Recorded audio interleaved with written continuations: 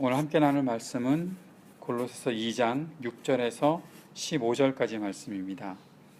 골로새서 2장 6절에서 15절까지 말씀, 저 여러분이 한 목소리로 봉독하도록 하겠습니다. 시작. 그러므로 여러분이 그리스도 예수를 주님으로 받아들였으니 그분 안에서 살아가십시오. 여러분은 그분 안에 뿌리를 받고 세우심을 입어서 가르침을 받은 대로 믿음을 굳게 하여 감사의 마음이 넘치게 하십시오. 누가 철학이나 헛된 속임수로 여러분을 노획물로 삼을까 조심하십시오. 그런 것은 사람들의 전통과 세상의 유치한 원리를 따라하는 것이요 그리스도를 따라하는 것이 아닙니다. 그리스도 안에 온갖 충만한 신성이 몸이 되어 머물고 계십니다. 여러분도 그분 안에서 충만함을 받았습니다. 그리스도는 모든 통치와 권세의 머리이십니다. 그분 안에서 여러분도 손으로 행하지 않은 할례, 곧 육신의 몸을 벗어버리는 그리스도의 할례를 받았습니다. 여러분은 세례로 그리스도와 함께 묻혔고 또한 그분을 죽은 사람들 가운데서 살리신 하나님의 능력을 믿는 믿음으로 그리스도 안에서 그리스도와 함께 살아났습니다. 또 여러분은 죄를 지은 것과 육신이 할례를 받지 않은 것 때문에 죽었으나 하나님께서는 여러분을 그리스도와 함께 살리시고 우리의 모든 죄를 용서하여 주셨습니다. 하나님께서는 우리에게 불리한 조문들이 들어있는 빈 문서를 지워버리시고 그것을 십자가에 못 박으셔서 우리 가운데서 제거해 버리셨습니다. 그리고 모든 통치자들과 권력자들의 무장을 해제시키시고 그들을 그리스도의 개선 행진의 포로로 내세우셔서 무사람의 구경거리로 삼으셨습니다. 아멘. 우리가 믿음을 갖고 살아가는 이 삶에서 우리의 삶의 중심이 무엇이어야 하는지 골로새서를 통해서 지금 보고 있고, 그 중심, 우리의 중심에 그리스도를 모신 사람들이 어떻게 살아야 하고 어떤 목표를 가지고 살아야 하는지를 우리가 하나씩 배워가고 있습니다.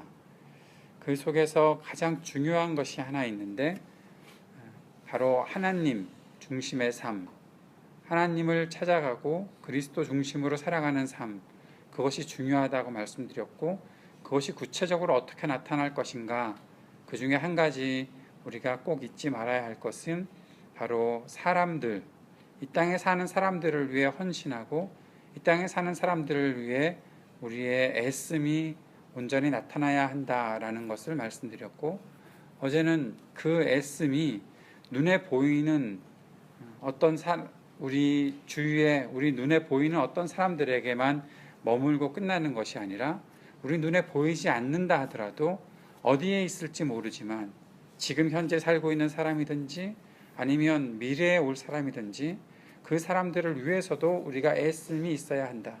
그것을 위해서는 우리의 삶의 매 순간들을 최선을 다해 살아가고 사도 바울처럼 또 예수님처럼 자신의 삶의 현실에 닥쳐있는 문제와 일들을 해나감에 있어서도 그것을 더 소중하게 가꾸어야 할 필요가 있다라는 말씀들을 드렸습니다. 그것이 그러면 어떻게 우리들에게 또 한 번 확인이 되는 것인지 오늘 6절 말씀부터 시작되고 있습니다. 사실 6절, 7절 말씀은 우리가 연말 새해 특별 새벽 기도의 큰 주제로 삼았던 내림 그리고 세움, 그 주제를 말씀해 주고 있는 그 구절입니다. 6절, 7절을 우리가 다시 한 번만 더 읽어보도록 하겠습니다. 시작. 그러므로 여러분이 그리스도 예수를 주님으로 받아들였으니 그분 안에서 살아가십시오. 여러분은 그분 안에 뿌리를 받고 세우심을 입어서 가르침을 받은 대로 믿음을 굳게 하여 감사의 마음이 넘치게 하십시오. 예.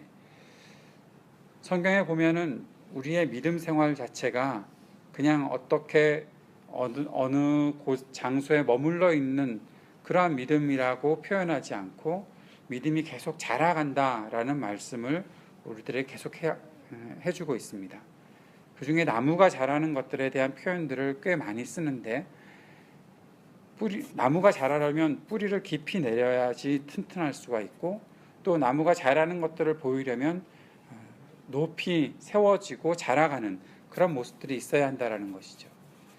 그렇게 뿌리를 내리고 자라가야 하는 이유가 무엇일까? 우리에게 있어서 나무 그러면은 금방 생각나는 것이 열매입니다. 결국 좋은 열매를 맺게 되기 위해서는 나무가 더 견고하게 심겨 있어야 하고 또 건강하게 자라야 한다라는 그런 사실들을 우리가 늘 생각할 수 있으리라 생각합니다. 그런데 여기서 한 가지만 더 생각해 보고자 합니다. 나무가 튼튼하다면 그 나무 튼튼한 것을 통해서 누군가가 기댈 수 있고 누군가가 와서 쉴 수 있는 그런 거처도 될 수 있다는 것이죠. 그 나무 자체가 그냥 열매만이 유용한 것이 아니라 나무 자체가 있음을 통해서 무엇인가 큰 버팀목이 되어주고 그 나무 자체 모든 것이 더 유용하게 사용될 수 있다는 사실을 우리가 기억할 수 있다는 것이죠. 우리는 이 땅에서 나무 같은 존재여야 한다라는 생각을 해봅니다. 이 땅의 사람들이 허탄한 세상, 혼란스러운 세상을 살며 지치고 힘들 때에 나무 같은 역할을 해줄 수 있는 사람, 기댈 수 있는 사람, 무엇인가 의지할 수 있는 존재, 그런 존재로 우리가 살아갈 수 있어야 한다는 것이죠. 우리의 믿음이라는 것은 바로 그런 것입니다.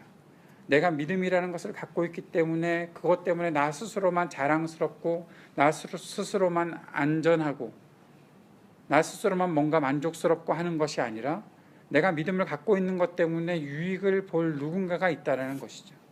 내가 믿음을 갖고 살아가고 믿음 때문에 헌신하고 살아감을 통해서 누군가에게 힘이 되어주고 누군가에게 좋은 영향을 끼칠 수 있는 그런 사람이 될 수 있다는 것을 오늘 우리는 다시 한번 기억할 수 있습니다. 그러한 믿음의 삶이 왜 중요한가? 8절 말씀에 보니까 누가 철학이나 헛된 속임수로 여러분을 노획물로 삼을까 조심하십시오. 그런 것은 사람들의 전통과 세상의 유치한 원리를 따라하는 것이요 그리스도를 따라하는 것이 아닙니다. 라고 말하고 있습니다. 이 땅에서는 우리들을 흔들어대고 또 이 땅의 많은 사람들을 헛된 길로 빠뜨리게 하는 그런 속임수들과 철학들, 세상의 가치관들이 너무 많은 영향들을 사람들에게 주고 있다는 사실을 말하고 있습니다. 사람들은 전통을 내세웁니다. 자기들이 만들어낸 어떤 무엇인가가 더 중요하다고 이 땅에서는 말하고 있습니다. 또한 그것들을 더 강조하기 위해서 속임수까지도 사용합니다. 우리를 넘어뜨리기 위한 속임수죠. 우리를 혼란스럽게 하려고 하는 속임수죠. 그런 속임수들이 이 땅에 많이 있다는 것입니다. 그러한 것 속에서 우리가 믿음을 지켜나간다는 것이 왜 중요한가?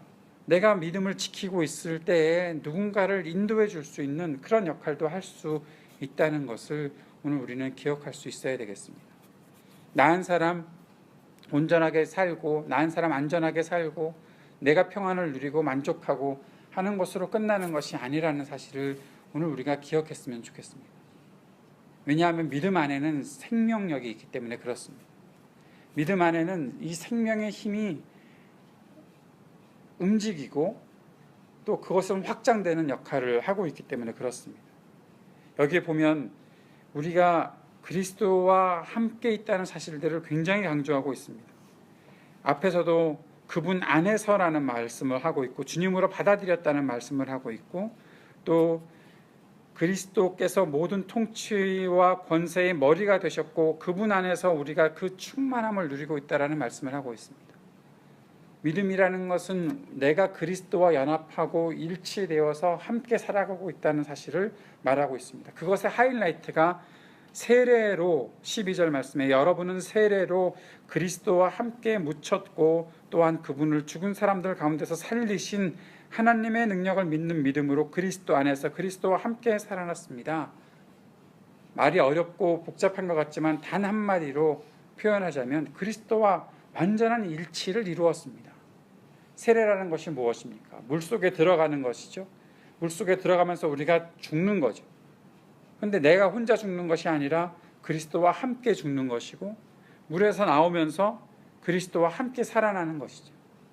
물이 우리를 씻는다는 표현은 무엇입니까?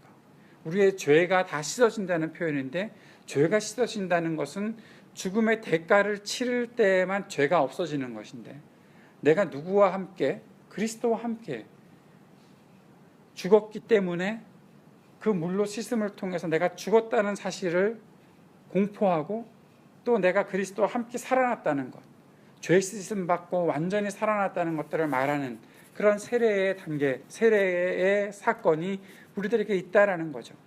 세례는 바로 그리스도와 완전한 연합을 이루는 너무나도 귀한 은혜의 사건입니다. 우리의 힘으로 어쩔 수가 없는 일이고, 그리스도께서 하시는 일에 우리가 연합되어 나타날 수 있다라는 것이죠. 단순한 상징으로 끝날 것이 아니라 그것은 우리의 삶으로 드러나야 하는 것입니다.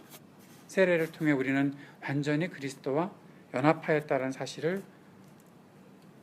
증거할 수 있습니다. 그리스도와 함께 연합하였다면 그리스도께서 지금도 우리를 위해 일하고 계시는 것들을 우리가 바라보며 그리스도와 함께 움직여 나가고 살아가는 일들을 하게 되는 것이고, 그 그리스도와 함께 살아가는 것 속에는 단순히 내가 믿음으로 구원받았다라는 것으로 끝나는 것이 아니라, 내가 이 땅에서 남아있는 믿음의 삶을 살아가면서 그 그리스도의 복음과 하나님 나라를 계속 증거하는 삶을 우리가 살아가야 한다라는 사실을 오늘 본문은 다시 한번 우리들에게 확인시켜주고 있습니다. 어떤 세상 속에서 단순히 안전하고 편안하고 그냥 모든 것들이 잘 되는 형통한 세상 속에서가 아니라, 어지럽고 혼란스럽고 혼탁하고 죄로 물들어 있는 이 세상 속에서 그 세상을 맞닥뜨리며 우리가 믿음을 표현하고 살아가는 사람들이 되는 것이다라는 사실이죠. 그것이 그리스도와 연합되어 있는 사람들의 모습입니다. 다른 모습입니다. 세상과 다르게 살아가는 사람들의 모습입니다. 그것이 우리들에게 더 뚜렷하게 증거되기 위해 우리들에게 필요한 것이 있다면, 건강한 나무로, 건강한 사람으로 자라야 하는 것이죠. 믿음의 사람으로 더 견고하게 견실하게 자라야 한다라는 것입니다. 어떻게 우리가 그렇게 자랄 수 있는가, 오늘 6절 7절 말씀을 좀 정리하면서 우리가 생각해 보고자 합니다. 6절 7절 말씀을 보면 한 7가지로 우리의 믿음의 삶을 정리해 볼 수 있다라고 저는 생각합니다. 첫 번째 6절에서 그리스도를 주로 받아들였으니 라는 말을 하고 있습니다. 제일 첫 번째 시작되는 믿음의 시작이죠. 우리가 예수 그리스도를 주님으로 영접하는 것, 그것이 우리의 믿음의 시작입니다. 이것은 내가 구원 얻겠습니다, 예수님을 그래서 내가 마음속에 받아들입니다 라는 것으로 그냥 그 사건으로 우리가 생각해 보는 것은 믿음 처음 시작 때에 우리가 그렇게 생각해 볼 수 있는 것인데, 그 시작과 함께 동시에 믿음이 자라가면서 우리는 여기에 한 가지, 너무 중요한 고백을 덧붙이죠. 바로 예수 그리스도가 나의 주인이십니다 라는 거죠. 여기 보니까 그리스도 예수를 그냥 받아들였다라는 말을 하고 있지 않고, 예수 그리스도를 주님으로 받아들였다는 말을 하고 있습니다. 나의 모든 주권을 예수님께 이양하는 것이죠. 내 모든 삶이 주님의 다스림을 받겠습니다, 주인의 뜻대로 살겠습니다라는 고백을 하는 것입니다. 사랑하는 여러분, 여기 계신 모든 분들은 바로 예수님을 주인으로 영접하신 분들이다라고 믿어도 되죠. 여러분은 그 사실을 믿고 계십니까? 나는 예수님을 주인으로 영접하였다. 여기서 흔들리면 안 됩니다. 혹시 흔들려도 다시 시작할 수 있었으면 좋겠습니다. 다시 내 마음의 주인의 자리에 오십시오라고 주님을 다시 한번 그렇게, 주님이 어디 계신지 확인해 보았으면 좋겠습니다.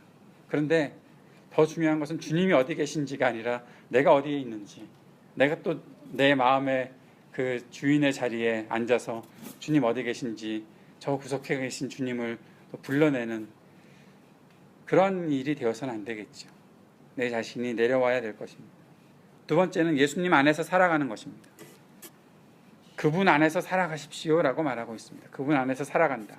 이 말은 모든 생활에서 주님과 동행하라라는 뜻입니다. 주님과 동행하는 삶, 삶이 있어야 한다. 주님과 동행의 모습이 완벽하게 이루어지지 않은 것을 우리는 많이 볼 수 있습니다. 로버트 멍어의 내 마음 그리스도의 집이라는 책을 혹시 읽어보셨는지요? 못 읽어보셨다면 꼭 오늘 인터넷으로 검색해서 내 마음 그리스도의 집을 찾아보시면, 이거는 뭐 PDF 파일로도 그 인터넷상에서 돌아다니고 있습니다. 너무나 작은 책이었거든요. 옛날에는 소책자 400원짜리였나 600원짜리였나 아주 작은 책이었습니다. 요즘에는 몇천 원을 주고 사야 되는 그림책으로 이만큼 양장으로 나와 있습니다. 글씨는 별로 없고, 다 읽으려면 차라리 돈 주고 사는 것보다 PDF 파일로 보고서 읽는 것이 좋지 않을까 싶습니다. 없으면 하나 구입해 놓는 것은 아이들에게도 좋을 것 같습니다. 근데 여기서 어떤 일들이 있나 하면, 주님께서 내 마음에 살고는 계시는데 주님과 동행하고 싶어 하지 않는 주인공의 모습을 봅니다. 동화 같은 이야기거든요. 주님은 저기 계시는데 자꾸 나는 주님을 지나쳐만 다닙니다. 주님은 거실에 앉아 계시는데 나는 거실에서 주님과 이야기하려고 하지 않습니다. 주님은 나와 함께 오락실에 가고 싶어 하시는데 나는 주님과 오락실에 가는 것을 별로 좋아하지 않습니다. 그런데 그 속에서 계속해서 변화되는 주인공의 모습이 나타나고 있습니다. 사랑하는 여러분, 어떠십니까? 오늘 주님과 동행하고 계십니까? 주님 안에 거한다라는 사실에서 꼭 우리가 기억해야 될 것은, 내가 주님과 동행한다, 나의 삶의 모든 자리에서 주님과 동행한다라는 사실을 확인하는 일들이 참 중요하다는 것입니다. 아주 작은 변화에서부터 시작했으면 좋겠습니다. 다시 시작했으면 좋겠습니다. 주님과 내가 함께 살아가겠습니다라는 그 고백으로 우리가 오늘 이 하루의 삶을 시작할 수 있게 되기를 또한 바랍니다. 세 번째는 예수님 안에 뿌리를 내려야 한다는 것입니다. 여러분은 그분 안에 뿌리를 받고 예수님 안에 뿌리를 내리는 방법이 무엇일까? 저는 말씀을 깊이 묵상하는 훈련을 해나가는 것이다 생각합니다. 말씀이 내 속에 들어왔을 때, 내 마음밭에 말씀이 들어왔을 때 그 말씀이 뿌리 내리게 하기 위해서는 말씀을 깊이 묵상하는 것이 필요하다라는 것이죠. 사랑하는 여러분, 우리 교회에 함께 말씀을 나누는 우리 교우들은 이랬으면 좋겠습니다.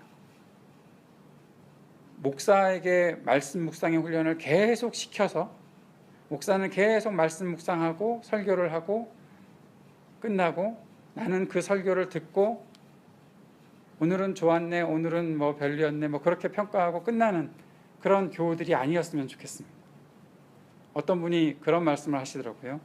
왜 이 시대 교인들은 자꾸 목사에게만 신앙훈련을 시키냐고, 그리고 다른 사람들은 다 관객이 되어서 우리 교회 목사님이 얼마나 신앙생활 잘하는지 내가 지켜봐야지 라는 그런 식의 신앙생활 하는 사람들이 이 시대에 참 많다는 거죠. 그 말을 이렇게 보면서 저는 그런 생각을 해봤습니다. 그렇지, 내가 말씀 묵상 훈련을 더 잘하는 것은 나 개인적으로 필요한 것이지만 우리 교우들이 깊이 말씀을 묵상하는 훈련들을 계속해서 해나가야지. 여러분, 제발 부탁합니다. 새벽마다 말씀을 듣고 그 말씀으로 그냥 끝내지 마시고, 여러분이 조금 더 시간을 내고 묵상하는 시간을 여러분 스스로 꼭 가져서 오늘 들었던 말씀, 오늘 내가 읽고 묵상하는 말씀을 통해 하나님께서는 정말 나에게 무엇을 말씀하시는가? 목사로부터 설교를 들었으니까 조금 그 설교의 내용들과 말씀의 흐름들의 주제와 맥을 잡았다면 그 말씀들을 내가 다시 한번 묵상하면서 나 개인에게 하나님께서는 어떤 말씀을 하고 계시고 그 말씀들을 내가 어떻게 적용하며 살아야 할 것인가 고민할 수 있는 여러분 되셨으면 좋겠습니다. 한 분도 아멘을 안 하시는 이 놀라운 광경을 그렇게 해 주시기를 다시 한번 부탁드립니다. 언젠가는 하겠죠. 언젠가는 하리라 생각하고 계속 저는 전화해야 되겠지. 말씀 묵상의 훈련들을 계속해서 해나가는 것. 하나님은 어떤 분이신가? 오늘 이 말씀을 통해서 하나님은 나에게 어떤 교훈을 주고자 하시는가? 그 말씀을 해석하고 깨달아가며 깊이 묵상하며 묵상할수록 우리는 그리스도 안에 뿌리를 더 깊이 내리게 되는 것입니다. 네 번째는 세우심을 입는 것입니다. 세우심을 입는다는 것은 영적 도움을 받는 것이다 라고 볼 수 있습니다. 이 세우심을 받는 것은 성령께서 우리를 도와주시는 것도 기본적으로 우리에게 매우 중요한 세우심을 받는 일이지만, 또 한 가지 우리가 꼭 기억해야 될 것이 있습니다. 바로 그것은 그리스도 안에서 한 몸 된 교회 공동체를 통해 서로 세워가는 세움이 필요하다라는 것입니다. 예수 믿는 사람들은 결코 혼자 사는 사람이 아닙니다. 물리적으로 내가 혼자 거하는 그런 어떤 지역에서 혼자 믿음 생활을 해나갈 수도 있겠지만, 그러나 그 사람을 지원하고 그 사람과 마음을 같이 하는 믿음의 공동체는 언제 어디서나 필요하다는 사실을 우리가 잊지 않았으면 좋겠습니다. 특별히 교회로 모여 있을 때는 우리가 서로를 세워줌이 필요합니다. 이 땅에서 수없이 강한 바람이 불어닥친다고 하더라도 서로에게 기대서 믿음을 지켜나갈 수 있는 그런 사람들이 있기 때문에 우리의 믿음이 더욱더 견고해질 수 있다는 것이죠. 세우심을 받는 것, 그것의 공동체는 매우 중요한 역할을 합니다. 소그룹 모임은 그러한 부분들을 더 분명하게 우리에게 제시해 줍니다. 소그룹 모임은 누군가가 누군가를 가르치는 것으로 끝나는 것이 아니죠. 서로를 통해서 배워나가는 거죠. 조금 더 신앙이 앞서 나가 있는 사람들은 더 애쓰며 누군가를, 약한 사람들을 키워주기도 하고, 약한 사람들은 더 좋은 신앙의 모습을 보여주는 사람을 통해서 더 따라가려는 노력들을 하기도 하고, 또 그러한 것을 서로가 함께 어우러져서 함께 표현하고 나누어 주면서 격려하면서 좋은 믿음의 공동체를 세워나가는 것이 바로 세움이라는 것입니다. 뿌리를 내리는 일이 있었다면 세움을 받는 일은 또 중요하게 우리에게 나타나야 되는 과제가 아닌가 싶습니다. 사랑하는 성도 여러분, 저는 그러한 고백을 여러분과 나누고 싶습니다. 제가 믿음 생활이 더 견고해지기 위해 여러분을 통해서 세움을 받고 싶기도 하고, 또 여러분을 세워나가기 위해 제가 또 더 최선을 다하는 일들을 해나가고 싶기도 하고, 여러분 안에서 서로 세워주는 그런 모습들을 보고 싶은 그러한 갈망이 있습니다. 우리 교회가 바로 그러한 세움을 온전히 나타내는 교회가 될 수 있을 것이라 믿습니다. 그러한 일들을 위해 우리의 마음을 더 드릴 수 있는 그런 세움의 역사가 우리 교회를 통해 나타났으면 좋겠습니다. 다섯 번째는 가르침을 받는 일입니다. 가르침을 받은 대로라고 말하고 있습니다. 성경을 배우고 영적 가르침을 받는 일, 이 일에 우리가 부지런해야 되겠다 생각해 봅니다. 배우는 일을 게을리하는 사람은 결코 성장할 수 없습니다. 무엇이든 배우려고 하는 사람이 젊은 사람이고, 배움을 어느 순간 그쳐버린 사람이 늙은 사람이다라는 그런 이야기도 사람들은 합니다. 사랑하는 성도 여러분, 이 배우는 일에 더 열심을 내는 우리가 되었으면 좋겠습니다. 여섯 번째, 믿음을 굳게 하라라고 말하고 있습니다. 믿음을 굳게 하는 일은 그냥 단순히 추상적으로 생각해 보지 말고 우리가 조금 더 구체적으로 생각해 보았으면 좋겠습니다. 내 삶의 모든 선택과 내 삶의 매 순간들을 믿음으로 결단하고 살아가는 그런 모습이 있었으면 좋겠다는 것이죠. 다른 어떤 세상의 가치관들이 나의 삶들을 결정해 주는 것이 아니라 믿음으로 선택하고 믿음으로 결단하는 일들이 있었으면 좋겠다는 것입니다.